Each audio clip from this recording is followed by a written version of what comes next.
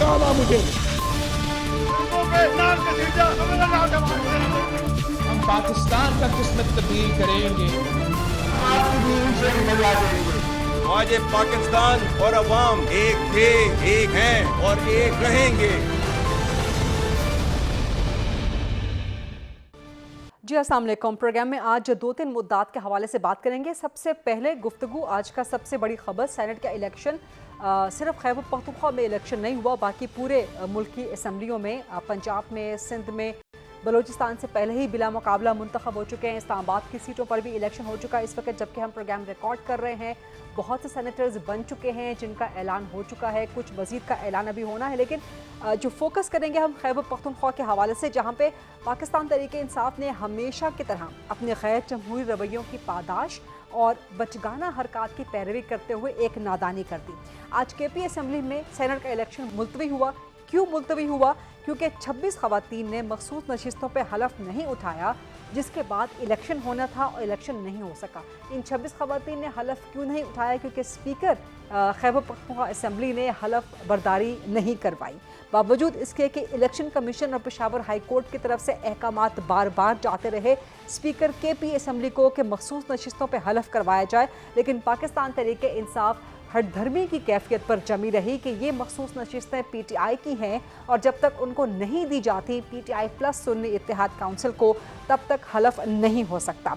Opposition को इस सारे मामले में इलेक्शन कमीशन ऑफ पाकिस्तान से मुदाखलत करवानी पड़ी, अपील दायर हुई, जिसके बाद इंतखाबी अमल मुलतवी हो गया। और जिस तरह मैंने पहले कहा कि इलेक्शन कमीशन और पेशावर हाई कोर्ट बारहा ये हिदायत जारी कर चुके हैं स्पीकर KP असम्बली को कि आप हलफ बर्दारी करवाएं मखसूस नशिस्तों पे, ताकि KP से भी सेनेट का इलेक्शन हो सके। लेकिन KP हुकूमत ने इरादतन इस अमल को मुअत्तल किए रखा।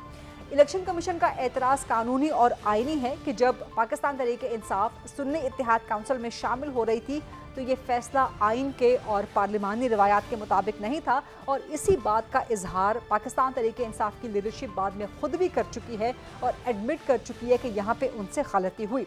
एक और चीज़ बहुत इंटरेस्टिंग है कि ये वही पेशावर हाई कोर्ट है जहाँ पे 12 सेकंड फी मुकदमे के हिसाब से 50 से 51 केसेस को 10 मिनट में पाकिस्तान तहरीक इंसाफ के ही एक रुकन को जमानत दी जाती है। तो यही पेशावर हाई कोर्ट का फैसला आप तस्लीम कर लेते हैं। लेकिन जब यही पेशावर हाई कोर्ट कहती है कि मखसूस नशिस्तों पे हलफ बर्दारी करवाई जाए, तो उसको KP असम्बली के स्पीकर जिनका पाकिस्तान तहरीक इंसाफ से ताल्लुक़ है वो इसको तस्लीम नहीं करते। अब नतीजा क्या निकला है कि अपोजिशन चली गई है अदालत में और speaker deputy speaker KP assembly के खिलाफ तौहीन अदालत की कार्रवाई का आगाज़ कर दिया गया है, जिसका नतीजा बहुत संगीन निकल सकता है और स्पीकर और डिप्टी स्पीकर KP असम्बली को कार्रवाई का सामना करना पड़ सकता है तौहीन अदालत की, और उनके खिलाफ उनको सज़ा भी हो सकती है। इस मामले पे आज हम प्रोग्राम में डिबेट करेंगे। इसके अलावा इमरान खान बानी पाकिस्तान तहरीक इंसाफ, उन्होंने कुछ इल्ज़ामात आयद किए हैं। एक बार फिर कहा है कि बुशरा बीबी को जहर दिया जा रहा है, और जहर देने की जो बात हो रही है, तो इस्लामाबाद हाई कोर्ट के 8 जजेस को आज कुछ ऐसे खतूत मौसूल हुए हैं जिसमें जहरीला मवाद एंथ्रॉक्स पाउडर पाया गया है। ये किसकी हरकत हो सकती है, कौन इसके पीछे हो सकता है, मकसद क्या हो सकता है, इन्हीं मामलात पे प्रोग्राम में आज डिबेट एंड डिस्कशन करेंगे। मेरे साथ आज बड़ी ज़बरदस्त शख्सियात मौजूद हैं। मोहसिन बेग साहब सीनियर सहाफ़ी हैं, तज्ज़ियाकार हैं, वो अपना तज्ज़िया देंगे। मुशर्रफ ज़ैदी साहब सीनियर तज्ज़ियाकार हैं, बड़ा ज़बरदस्त अपना पॉइंट ऑफ व्यू रखते हैं, वो अपना इन मामलात पे तज्ज़िया देंगे। और नज़ीर लखारी साहब कराची से हमें ज्वाइन कर रहे हैं, सीनियर सहाफ़ी हैं, तज्ज़ियाकार हैं, दबंग अपना जो है पॉइंट ऑफ व्यू रखते हैं, उनसे भी हम इस मामले पे तज्ज़िया मांगेंगे। मोहसिन बेग साहब, जो आज सेनेट के इलेक्शंस में हुआ है, किसकी गलती है? इलेक्शन कमीशन दुरुस्त है या PTI प्लस सुन्नी इत्तेहाद काउंसिल दुरुस्त है? जी गिरीदा, ये बड़ा ही टेक्निकल इशू था शुरू दिन से, जब से रिजर्व सीट्स का इशू आया जी। तो नेचुरली इलेक्शन कमीशन ने जो भी अपने कवानीन थे, इनके जो रूल्स हैं 2017, उनको देखा। आई थिंक उन्होंने भी उन रूल्स को देख के ही शायद फैसला किया कि आपने रिजर्व सीट्स जो हैं वो पहले फिल नहीं की। सुन्नी इत्तेहाद काउंसिल, क्योंकि उस तरीके से एक सीट भी पार्लियामेंट में उनकी नहीं है, जी। तो ये टेक्निकल इशू है। मैं उस पे ये नहीं कहूँगा, शायद वो PTI वालों का मौकफ इसलिए लगता है कि उनकी मेजॉरिटी थी और उनको सीटें नहीं मिली, जो कि मैं समझता हूँ कि एक हद तक उनका मौकफ ठीक भी होगा कि वो वोट लिए पार्लियामेंट में जो भी आए। लेकिन इलेक्शन कमीशन ने रूल्स देखने हैं, शायद ख्वाहिशात नहीं देखनी, उस वजह से दुरुस्त। उन्होंने एक फैसला दे दिया। अब उसी के ऊपर हाई कोर्ट ने भी इंडोर्समेंट कर दी। जी। तो अगर आप ओवरऑल मेरा ओपिनियन ले तो मैं समझता हूँ जिसकी मेजॉरिटी है उसको फिर सीटें जानी चाहिए। अब टेक्निकलिटीज में आके उसको नहीं मिली तो वो कोर्ट का और इलेक्शन कमीशन का इशू है। लेकिन इसकी बुनियाद पे बावजूद इसके कि मुख्तलिफ अदालतों ने भी कहा, Peshawar high court including Mohsin Baig साहब, उन्होंने कहा कि ये सीटें नहीं बनती सिर्फ टेक्निकल ग्राउंड्स पे नहीं बल्कि पार्लियामेंट्री लीगल ग्राउंड्स पे भी। तो वो एक तफसीली मामला है। अब ऐसे तो नहीं है कि आपने अगर सीटें सिर्फ एक असम्बली में ली हैं ज़्यादा, लेकिन आपने कुछ लीगल लकूने छोड़ दिए हैं, कुछ पार्लियामेंट्री नॉर्म्स आपने फॉलो नहीं की, तो वो उठा के सीटें आपको दे दी जाएं। और सिर्फ इस छोटे से मामले की बुनियाद पे आप सेनेट जैसे, I mean the highest forum, parliamentary forum of this country, of this system, आप उसको स्टॉल करके रखते हैं। मोहसिन बेग साहब, देखिए गरीदा, बेसिकली उनका जो तरीका है पहले दिन से पीटीआई का, वो इस सिस्टम को चलने नहीं देंगे। खान साहब भी दैट्स द पॉइंट। कोई नया सिस्टम शायद उनके जहन में था।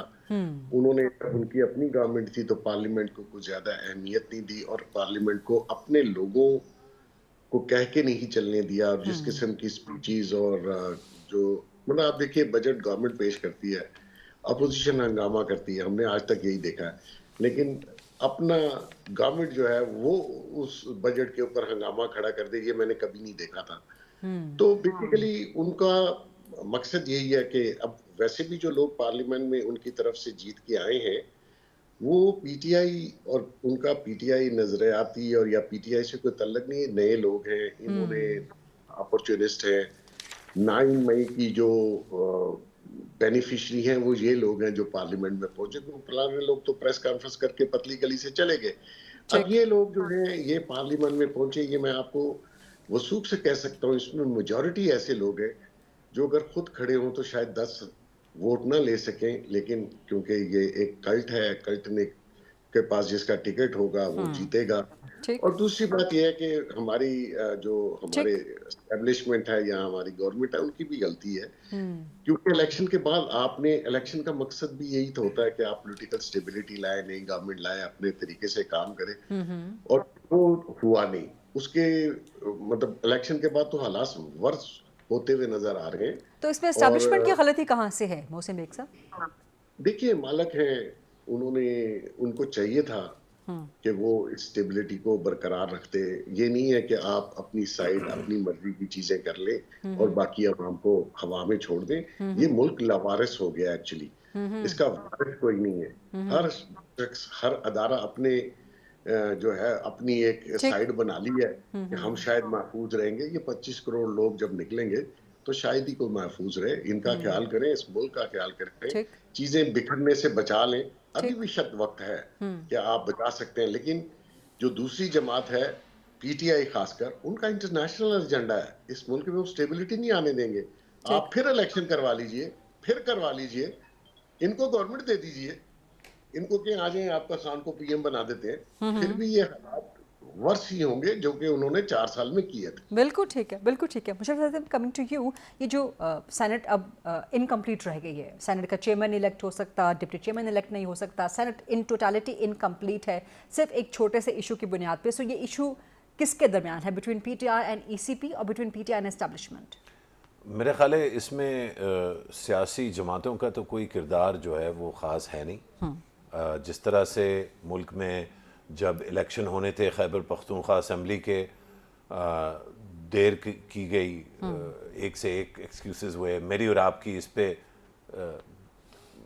गरम तो नहीं लेकिन जोशीली बहस भी जो है वो उस वक्त हुई कि क्या पंजाब और केपी के इलेक्शन डिले होने चाहिए थे। मेरा सिर्फ एक उस पे नुक्ता था कि अगर आप ये प्रेसिडेंट अभी सेट करेंगे कि यार ठीक है कॉन्स्टिट्यूशन जो भी कहता है, लेकिन इस वक्त हम नहीं करा सकते, जो भी वजह है, और हमसे बड़े हैं, उन्होंने मालिक कहा, उससे बड़ा भी कोई अगर लफ्ज़ है तो मैं वो इस्तेमाल करने के लिए तैयार हूँ। मेरी कोई लड़ाई नहीं है किसी से, ना मेरा ख्याल है किसी आम सिविलियन की तो वैसे ही नहीं हो सकती।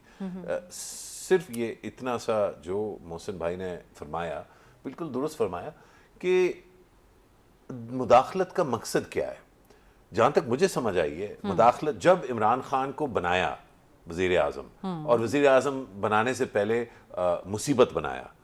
2011 में मुसीबत का एक चेहरा जो है वो, और फिर 2014 में जो आज़ादी धरना था, जो 140 दिन इधर वो बैठे रहे और मुल्क की मईशत और मुल्क के निज़ाम को और मुल्क में पूरी डिस्कोर्स को जो है रोके रखा। तो ये बात तो ठीक है, इसमें हम पीटीआई की तनकीद आजकल ज़रा ज़्यादा जोश से करते हैं।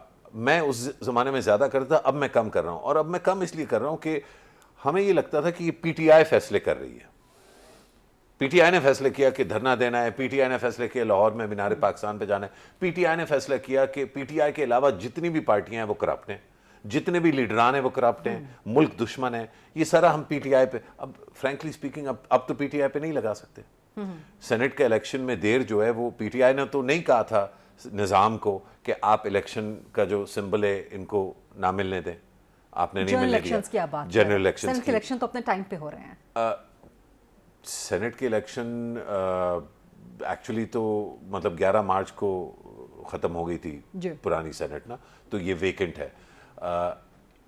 इन इलेक्शंस में जो कॉन्टेस्ट है, ये जो कंट्रोवर्सी है, वो पीटीआई ने तो क्रिएट नहीं की ना। जो सिंबल की बात हुई, जो डिले ऑफ केपी और जो पंजाब इलेक्शन से, या डिले ऑफ जनरल जहां तक सिंबल की बात है, एस्टैब्लिशमेंट ने तो पीटीआई को नहीं कहा था ना कि आप अपने इंटर पार्टी इलेक्शंस ना करवाएं, या करवाएं तो झुरलू करवाएं। ये एस्टैब्लिशमेंट ने कहा था। कौन सी पार्टी की इंटर पार्टी इलेक्शंस जो है छोड़ दीजिए ना, मतलब आप छोड़ दें ना। देखिए ये तो बड़ी ज्यादती की बात है। तरीके इंसाफ को 3 से 4 दफा मौका दिया एसीपी ने कि आप बार-बार इलेक्शंस करवाएं। जिस पैमाने पे हम पीटीआई, हम एक फैसला कर लें, हम ये फैसला कर लें कि पीटीआई का जो पैमाना हमने रखना है वो सबसे मुख्तलिफ रखना है, क्योंकि वो ज्यादा हैंडसम है। या तो हम ये फैसला कर लें कि जब हम दूसरी पार्टियों को जांचेंगे तो वहां पे जो पैमाना होगा वो जो आम पैमाना है वो होगा। कमीशन ने तकरीबन 3 से 4 दफा पीटीआई को मौका दिया कि आप अपने इलेक्शंस ठीक करवाएं, और 3 से 4 दफा पीटीआई के अपने अंदर के लोगों ने चैलेंज किया। मैं तो इस बहस में जाता ही नहीं हूं, क्योंकि मैं तो कहता हूं बहस के बगैर तो फिर आगे बात नहीं नहीं, लेकिन असल में इन सारी, अगर हम ये बयानियां दे रहे हैं कि पीटीआई के साथ ज्यादती हुई, किसने की? जितनी भी बहसें, मैं सिर्फ पीटीआई के साथ ज्यादती नहीं हुई, आपके साथ ये भी डिस्कशन बहुत दफा हो चुकी है कि पीएमएल नून के साथ भी ज्यादती हो चुकी है। मैं तो समझता हूँ कि एक तरह से अभी भी हो रही है। ये जो इनको फोर्स किया गया है ये हुकूमत लेने पे, ये और इस हुकूमत के साथ क्या करेंगे आप खुद बताइए। ये कोई हालात है? नई हुकूमत का सबसे बुनियादी जो मकसद होता है कि स्टेबिलिटी आती है, और थोड़ा अरसा, 10 दिन, 30 दिन, 50 दिन, 100 दिन नहीं जी, ये तो इलेक्शन से पहले बेहतर था। अच्छा, आप मुझे खुद बताइए, रोजाना हमें नई खबर मिलती है कि आज फाइनेंस मिनिस्टर से ये वाली कमेटी ले ली, फिर अगले दिन एक और कमेटी दे दी। यार ये क्या मतलब, अंकल जी जो है वो बंटवारा कर रहे हैं कि जो है ये वाली दुकान जो है मार्केट में जो है भावलपुर में, ये वाली दुकान हम इस वाले बच्चे को देंगे और ये वाली दुकान हम इस बच्चे को देंगे। फिर दोनों बच्चे रोते हुए आते हैं, दोनों बच्चे रोते हुए आते हैं, उनमें से एक तो बच्चा नहीं है। डार साहब तो बहुत दफा ये काम कर चुके हैं, तो वो जाहिर बात है वो जब भी लेकिन आप समझते हैं कि प्राइम मिनिस्टर का प्रेरोगेटिव नहीं है ये कि वो जिसको चाहे कमेटी में रखे, जिसको चाहे कमेटी की सरबराही से हटा दें? क्या प्राइम मिनिस्टर का शौक था इसहाक डार को वजीरे खजाना बनाना पिछली पीडीएम हुकूमत में? ये शहबाज शरीफ का फैसला था, उनका फैसला नहीं था। किसका फैसला था? हम कह सकते हैं उनके भाई का था। अच्छा, अब क्या उनके भाई का जो फैसला था वो ये था कि इसहाक डार के मुताबिक मिफ्ता इस्माइल नाकाम हो चुके थे, so the only Noon League के मुताबिक नहीं, ओनली फिजिबल एंड नहीं practical option for Muslim League Noon according to them was Ishaq Dar. नहीं, खैर अब ये अच्छा, तो अगर वो इतना अच्छा ऑप्शन था तो अभी उन्होंने वजीर खजाना इसहाक डार को क्यों नहीं बनाया? ये तो बुनियादी सवाल है, आप मुझे इसका जवाब दीजिए। नहीं, मैं कैसे दूं? देखें, जिन लोगों ने ये गंद जो है, जो इस गंद के पीछे हैं, और उस गंद के पीछे जो लोग हैं, उनके पीछे जो लोग हैं, और उनके जो पीछे लोग हैं, उनके पीछे जो लोग हैं, आपने जितना आगे इसको लेके जाना, पीछे तो कौन है पीछे? अल्टीमेटली पीछे कौन है? वो तो मैं जवाब ऑलरेडी दे चुका हूं। चीजें डिले करने का, कुछ लोगों को पावर से बाहर रखने का, और कुछ लोगों को पावर में लाने का, और ये अब आज की बात मैं नहीं कर रहा, एक तसलसल है। ये फैसले तो हमारा सिक्योरिटी एस्टैब्लिशमेंट करता रहा है, और वो एक मेरी नज़र में बड़ी उनकी अच्छी एक नेक नियति है कि वो ये समझते हैं कि ये इन लोगों से चलना नहीं है। और जब हम इनके हालात देखते हैं कि वज़ीर ख़जाना और वज़ीर ख़ारजा के दरमियान वॉलीबॉल का मैच चल रहा है कि कौन सी कमेटी कौन बैठेगा, तो वाकई ये लगता है कि यार ये इन लोगों की बस की बात नहीं है। कमेटियों के सर्कुलेशन और कमेटियों की कंट्रोवर्सी से स्टेबिलिटी नहीं आ रही। ये तो सिर्फ कमेटी की बात हो गई, वो स्टेबिलिटी नहीं, कमेटी की सिर्फ बात नहीं है। इनके बयानात देख लीजिए, डार साहब लंदन जाते हैं, बरतानिया का जो है झंडा जो है पीछे उन्होंने रखा हुआ है प्रोटोकॉल के एन खिलाफ, उनके साथ एम्बेसडर बैठा हुआ है, हाई कमिश्नर, और पीछे पाकिस्तान और बरतानिया दोनों के झंडे रखे हुए हैं। ये कोई सेंस नहीं बनती। चलें मसनूई चीज़ें इसको छोड़ देते हैं। अनाउंस करते हैं कि जी इंडिया के साथ तिजारत जो है वो पाकिस्तान की बिजनेस कम्युनिटी कह रही है। बाबा वो तो पाकिस्तान की बिजनेस कम्युनिटी 1989 से कह रही है, बल्कि उससे पहले से कह रही है कि इसको खोलो। तो ये कौन सी नई चीज़ है? कोई खबर ला के दें। फिर वो चीन को जब बात करते हैं चीन का कि चीन जो है पाकिस्तान का हमसाया है या नहीं, तो उसमें तफरीक दिखाते हैं। वो पहले ईरान को, अफगानिस्तान को, हिंदुस्तान को पाकिस्तान का जो है वो हमसाया कहते हैं, फिर चीन को कहते हैं इन अ वे वो हमारा हमसाया है। इससे मुराद जो भी अखज़ की जा सकती है, उस पर मैंने पिछले हफ्ते कॉल में लिखा था। इशू ये है कि ये जो लोग हैं ये कोई गैर जो है तजुर्बाकार तो नहीं है। इनसे अगर काम नहीं हो रहा तो फौज जब इस सब कुछ को देखती है तो वो कहती है यार ये इनसे नहीं होगा तो हम मुदाखलत करते हैं। उस मुदाखलत का नहीं, कोएग्जिस्टेंस नहीं, मुदाखलत। अच्छा, इसको एक सेकंड, मैं लगारी भाई से माफी मांगते हुए बस मैं नुक्ता जरा पूरा कर लूं। देखिए, मकसद इंटरवेंशन का, दखल अंदाजी का, सिविलियन अफेयर्स में आने का जो है वो उसका जवाब तो मैं समझ सकता हूं कि यार इनसे नहीं हो रहा हम आके करेंगे, तो फिर आके करें ना। ये तो करना ना हुआ।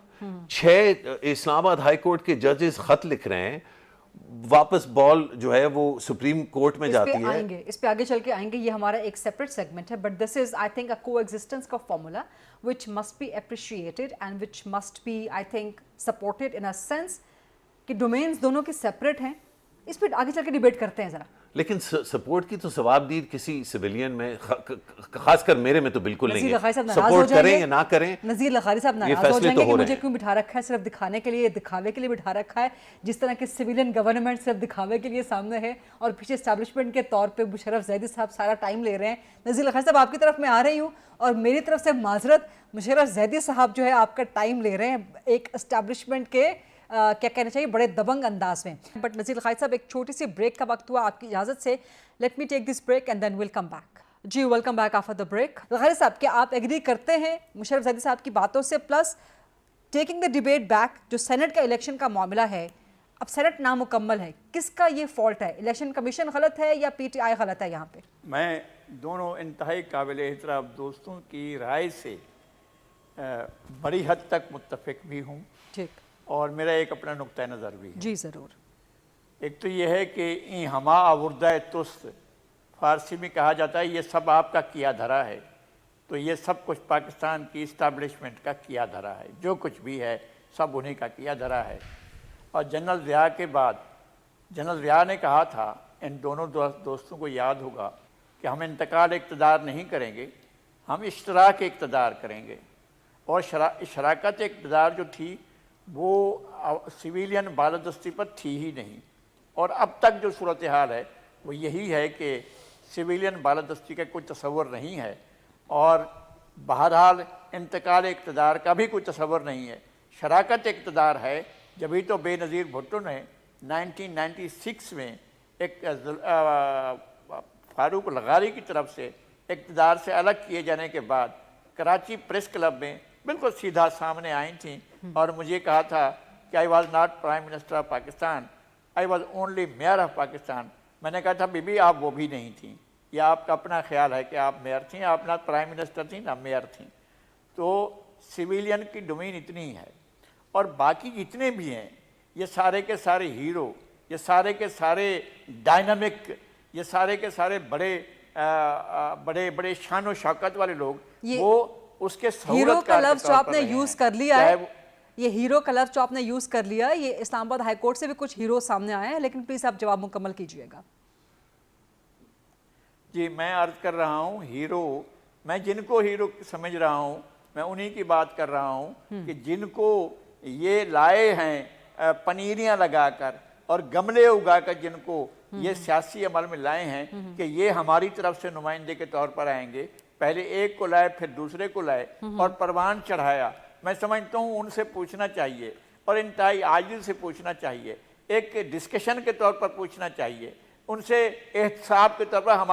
हमारे कोई नस्लों में भी शायद ऐसा पैदा हो कि जो इनके एहतसाब की बात करे। हम इंतहाई अदब से वैसे ही बैठ कर पूछें जनरल हमीद गुल से, जनरल शुजा पाशा से, जनरल ज़हीरुल इस्लाम से, जनरल फैज़ से, हुज़ूर वाला आपने किस मोहब्बत से, किस पाकिस्तान की कौन सी आपके दिल में ये मोहब्बत जागी थी जिसकी वजह से आपने ये गुल खिलाए, ये पौधे लगाए थे, ये इनके लिए आपने सब कुछ किया था। और जवाबन ये हुआ है कि पाकिस्तान आज इस हाल में खड़ा है और जिस हाल में खड़ा है वो कोई हाल नहीं है। तो ये पाकिस्तान कैसे पहुंचा वही हमें समझा दें। वही हम यहाँ पर कराची में इसका मुकम्मल जिम्मेदार नज़ीर लखारी साहब, आप सिर्फ एस्टैब्लिशमेंट को गर्दानते हैं, सियासतदानों का इसमें कोई किरदार नहीं आपके नज़दीक, नंबर 1। नंबर 2, आपने बेनज़ीर भुट्टो की मिसाल दी कि उन्होंने कहा कि I was not the prime minister, I was just the mayor of Pakistan, फिर उसकी आपने तस्हीह भी कर दी। साथ ही आपने शराकत इक़्तिदार का लफ्ज़ इस्तेमाल किया जिसको मैं इन अ वे को एग्जिस्टेंस कह रही हूँ, जिससे ज़ैदी साहब जो है एग्री नहीं कर रहे। तो ये शराकत इक़्तिदार को एग्जिस्टेंस, इसका मतलब है लखारी साहब फिर हमेशा से रही है ना पाकिस्तान की तारीख में, तो उसको आप एक फॉर्मल फॉर्म दे दें। तो क्या मैं इसको तालियां बजाऊं इसके ऊपर? मैं खुशी से शादियां बजाऊं है ना, को एग्जिस्टेंस। मैं शर्मिंदगी, मैं इजहार निदामत करता हूँ, मैं शर्मिंदगी का इजहार करता हूँ, मैं दुख का इजहार करता हूँ। पाकिस्तान में कहीं, दुनिया में कहीं ऐसा होता है कि हमारे यहाँ भी एक कुछ चीज़ें होती हैं जब मीडिया में कहते हैं यार ये हम इनपुट ड्रिवन पॉलिसी लेते हैं कि जनाब इनपुट के ज़रिए जो हम चलाते हैं या आउटपुट के ज़रिए हम चलाते हैं। ये क्या ज़रूरत है कि आप जो है वो वहाँ से मुल्क को चलाना चाहते हैं? क्या मुल्क के वही मसाइल हैं जो आप अपनी नज़र से देखते हैं या मासद अपनी नज़र से देखते हैं या मासद रिप्रेजेंटेटिव देखते हैं या आपके लाए हुए ये जो कठपुतलियाँ हैं जितनी भी हैं सारी की सारी, ये जिस तरह से देखते हैं ये तो समझौतेबाज कठपुतलियाँ हैं। हम इनको बिठा देते हैं, ये बैठ जाते हैं, आप इनको भगा देते हैं, ये भाग कर चले जाते हैं। ये जो अड़कर बैठा हुआ है ये भी अपनी विजडम से तो नहीं अड़कर बैठा है, किसी ने कहा है ना कि भाई अड़कर बैठे रहो, वही मसला नहीं है, हो जाएगा। ऐसे ही होता रहता है। देखो फुलानी अड़ गया था, वो अड़ गया था, वो आ गया, अब तुम अड़ जाओ, तुम आ जाओगे। ये कठपुतलियां हैं, अपने तौर पर किरदार अदा करते हैं। ये कोई शराकत कर रहे हैं? इनमें से कौन है जो शराकत कर रहा हो? ठीक, आप कह रहे हैं कि शराकत इक़्तिदार नहीं है, ये उसकी भी कोई वर्स्ट फॉर्म है। मोहसिन बेग साहब, मैं बताऊं क्या है, अगर बेग साहब इजाजत, मेरी आवाज नहीं आ रही? आ रही है लखारी साहब। ये जो मोहसिन बेग साहब आपकी इजाजत से मुशर्रफ ज़ैदी साहब फिर एस्टैब्लिशमेंट का किरदार अदा कर रहे हैं यहाँ पे और आपका टाइम लेना चाह रहे हैं। मेरी मजाल कि मैं इस्टेब्लिशमेंट का किरदार अदा करूं, लेकिन जिस चीज़ को आप शराकत इक़्तिदार कह रही हैं, कोएग्जिस्टेंस, वो ज़्यादातर शरारत इक़्तिदार और हरारत इक़्तिदार में जो है रूनुमा हो के सामने आता है। उसमें शराकत का कोई उनसर नहीं है। शरारत ज़रूर नज़र आती है, हरारत भी बहुत नज़र आती है। शराकत का तो उसमें किसी एंगल से, चाहे सियासी हो चाहे वो अस्करी हो, इसमें शराकत का उनसर नहीं है। क्यों? जो है लेग पुलिंग होती है, वहाँ हो सकती है where there is a balance of power। Correct, और imbalance of power, massive imbalance of power. तो या तो शरारत होगी, या जब शरारत नहीं हो पाएगी तो हरारत होगी, सख्त बयानात आएंगे। जब इमरान खान प्राइम मिनिस्टर थे तो बाजवा साहब जो है वो दुनिया के बेस्ट आदमी थे, और बाद में कहा कि सब कुछ बाजवा, मतलब सिर्फ जो है वो अब्बा नहीं मान लिया, उसके अलावा कौन सा बयान नहीं था जो खान साहब ने उनके हक में नहीं दिया। और जब वो निकले तो उनको बुरा भला वही हरारत इक़्तिदार हो गया। मोहसिन बेग साहब, आपका कमेंट मुझे इस पे भी चाहिए। और टेकिंग द डिबेट फर्दर, जो इस्लामाबाद हाई कोर्ट में हुआ है, जजेस 6 जजेस का खत, उसके बाद पहले कमीशन, फिर कमीशन से U turn, apparently chief justice साहब, chief justice of Pakistan pressure में नजर आते हैं। लार्जर बेंच कल सुनने जा रहा है और आज इस्लामाबाद हाई कोर्ट के 6 जजेस को धमकी आमेज खतूत एंथ्रॉक्स बीच में, जो कि एक किलर पाउडर कहलाता है। मोहसिन बेग साहब, कौन कर सकता है ये काम? मुझे पता, मैंने तो नहीं किया। बाकी आपने इन्वेस्टिगेट करना है कौन कर सकता है। मकसद ये है कि मैं तो हैरान हूँ हमारे इंटेलिजेंस इदारों पे। गोली मारते हैं, गोली लगती नहीं, गाड़ी में गाड़ी मारते हैं, गाड़ी नहीं लगती, पॉइजन देते हैं, बंदा नहीं मरता। मतलब मेरी तो समझ से बाहर है ये क्या है। और ये जो काम हो रहा है इस वक्त, जजेस ने जो किया है उसमें शायद हकीकत होगी, लेकिन उनके पास प्रूफ नहीं होगा। इसमें कोई शक नहीं है कि हम जजेस को और बाकी इदारों को इन्फ्लुएंस किया जाता है, और ये आज से नहीं है, बहुत अरसे से है। और ये जो जजेस हैं, इनकी जो माजी है, जो हिस्ट्री है, उसमें इन्होंने बहुत से फैसले दबाव में आके किए, बिल्कुल ठीक और बात है। वो फैसले वक्त ने गलत साबित किए। तो इनको थोड़ा सा अपने अंदर भी झांकना चाहिए कि इन जजेस का और ओवरऑल जुडिशरी का जो कैरेक्टर है वो क्या है, और इन्होंने माजी में क्या क्या गुल खिलाए हैं, और अभी भी जो फैसले दे रहे हैं वो फैसले आइन और 73 जो हमारा कॉन्स्टिट्यूशन है आया उसके ऊपर पूरे उतरते हैं। तो फिर आप कहें कि जी वो अच्छा, फिर इसके अलावा जो इनकी करप्शन है, नेपोटिज्म है, फेवरेटिज्म है, और यहाँ पे आप लोअर जुडिशरी का भी हाल देख लीजिए, इस हाई कोर्ट या राइट। सुप्रीम कोर्ट पे जो कुछ होता है, तो उसमें आप सारा इल्जाम आईएसआई या एस्टेब्लिशमेंट पे या एग्जेक्टिव पे नहीं लगा सकते, क्योंकि आप उन्हीं के जरिए आते हैं, उन्हीं की फेवर लेके आते हैं और उहदों पे बैठते हैं, और फिर आप जो करते हैं कमालात, या आपकी फैमिली करती है, इन सब देखिए कुछ लोगों के केसेस सुप्रीम जुडिशियल काउंसिल पे, पहले वो ट्रायल करो फिर ये खत का मामला आ जाएगा। मतलब वहां 4-4 साल से एप्लीकेशंस पड़ी हुई है सुप्रीम जुडिशियल काउंसिल में, कोई सुनवाई नहीं है। जो दिल करता है, पिक एंड चूज है, दिल करता है तो लगा लेते हैं, जिसका पीछे दबा के रखना है उसका दबाया हुआ है। तो मैं आपको पहले जो कह रहा था कि हमारे अदारों से चीजें हैंडल नहीं हो पा रही, और वर्स्ट कंडीशन आ गई है, एक तमाशा लग गया है, और चीजें ऐसे बिखर गई हैं कि इनको समेटना, मेरा नहीं ख्याल कि कोई शख्स अब इनको समेट सकेगा। तो आने वाले मोहसिन बेग साहब एक इंटरजेक्शन, आप कह रहे हैं कि इदारों से चीजें हैंडल नहीं हो पा रही, क्या मतलब है? इससे मुराद क्या है आपकी? देखिए, एस्टैब्लिशमेंट चीजें हैंडल नहीं कर पाई, टोटल फेलियर है एजेंसीज का, एस्टैब्लिशमेंट का। गवर्नमेंट अभी अभी आई है, वो उसके पल्ले ही कुछ नहीं है, वो क्या हैंडल करे, क्या डिलीवर करे, कैसे हैंडल करे। सेकंड, अदलिया, इट्स अनदर टोटल फेलियर। अगर अदलिया 50%, 10% भी इंसाफ देती तो इस मुल्क का ये हाल ना होता। ये तो सारे बड़े मास्टर्स थे, इकोनॉमी के, लॉ एंड ऑर्डर के, अदलिया के। तो भाई ये हाल कैसे हुआ? कोई चीज संभली हुई नजर आ रही है आपको? इकोनॉमी डूब गई, लॉ एंड जस्टिस डूब गया, लॉ एंड ऑर्डर का बेड़ा गर्क हो गया, ठा हो रही है हर जगह पे। हमें तो रिपोर्ट कम करके बताते हैं मीडिया में। तो भाई ये इस हाल को पहुंचे कैसे? राइट। आपने लोगों की चीखें निकलवा दी हैं, बेरोजगारी है, महंगाई है, अनएम्प्लॉयमेंट इतनी ज्यादा है, बच्चों को नौकरी में 25,000 की नौकरी बच्चों को अवेलेबल नहीं है। सही तो ये मुल्क चलेगा कैसे? आप ये हेल्थ कार्ड दे दें, आप राशन बांट दें, यार ये ऐसे काम, वो पिछले वाले ने लंगर खाने खोल दिए थे, और मैं आपको बताऊं कैसा कमाल का वो झूठा आदमी था। बाहर से ये इन्वेस्टमेंट आएगी, कहाँ इन्वेस्टमेंट? ऐसे माहौल में कोई इन्वेस्टमेंट आती है जहां बम चल रहे हो? वो चाइनीज ने सारा कुछ बंद कर दिया। सही बात। भाई हमें उनको भी तो सिक्योरिटी देनी थी। हमने तो ये देखना कि हमारे मुल्क के खिलाफ, ये न्यूक्लियर स्टेट है, 25-26 करोड़ लोगों का मुल्क है, इसको कैसे हमने आगे लेके जाना? आज से 50 साल बाद ये मुल्क कैसे एग्जिस्ट करेगा भाई? सही बात है, दैट्स राइट। मोहसिन बेग साहब, आप बड़ी ज़बरदस्त बातें कर रहे हैं, और ये सारा वो क्वैगमायर है। थोड़ी सी अरसे में, थोड़ी सी गुफ्तगू के दौरान आपने सारे इश्यूज हाईलाइट कर दिए हैं, लेकिन मसला यह है कि इन इश्यूज का सिरा कहीं से हाथ में नहीं आता कि ठीक कहाँ से करें। प्रोग्राम में बड़ी ज़बरदस्त डिबेट अभी जारी है, लेकिन एक छोटी सी ब्रेक का वक्त हुआ है। Let's go for this short quick break and then come back. जी, welcome back after the break.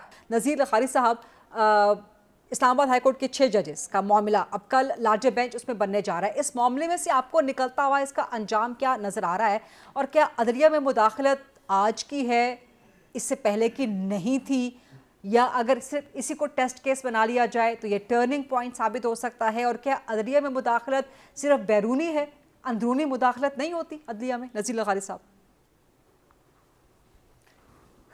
मैं समझता हूँ कि ये बहुत अहम मौका है कि आप चीज़ों को ठीक करने की तरफ चलें, लेकिन चूँकि इदारे अफराद के पर मुश्तमिल हैं और अफराद जो हैं वो इदारा नहीं बन पाए हैं, इसलिए उनके अंदर वो कंसिस्टेंसी, वो ताकत, वो तवानाई जो इदारे में होती है वो नहीं होती है। अब जो 6 जज साहबान अपनी शिकायत लेकर जाएंगे, क्या वो अपने किसी वकील का तकर्रुर करेंगे, अपने वकील के थ्रू बोलेंगे या वो खुद आकर बोलेंगे, और अदर जो कुछ सामने इंतहाई काबिल एहतराम मुल्क की आला तरीन अदलिया के जज साहिबान तादाद 7 की तादाद में तशरीफ़ फरमा होंगे, तो क्या वो कैमरे चल रहे होंगे, क्या वो सारी बात जो है वो पब्लिक और हम सर लोग ये लाइव इसी तरह होनी सुन चाहिए, रहे होंगे ये हेयरिंग कल की कि लाइव होनी जिनको चाहिए। शिकायत है वो क्या कह रहे हैं, Right. जिनके खिलाफ शिकायत है वो क्या कह रहे हैं, और जिनसे शिकायत की जा रही है वो क्या कह रहे हैं, और जो जिन्होंने सो मोटो लिया है वो खुद क्या कह रहे हैं। इस सारी की सारी प्रोसीडिंग्स को ठीक। पब्लिक करेंगे। अगर ऐसा होता है तो आप बेहतर आगाज कर सकते हैं, ठीक। आप पेश रफ्त कर सकते हैं। लेकिन ठीक। हमारा तजर्बा ये है कि आप अब तक जो ऐसी चीज़ हुई है वो अगर कमीशन बना था तो तसद्दुक़ हुसैन जिलानी साहब ने पहले हाँ कहा कि ठीक है मैं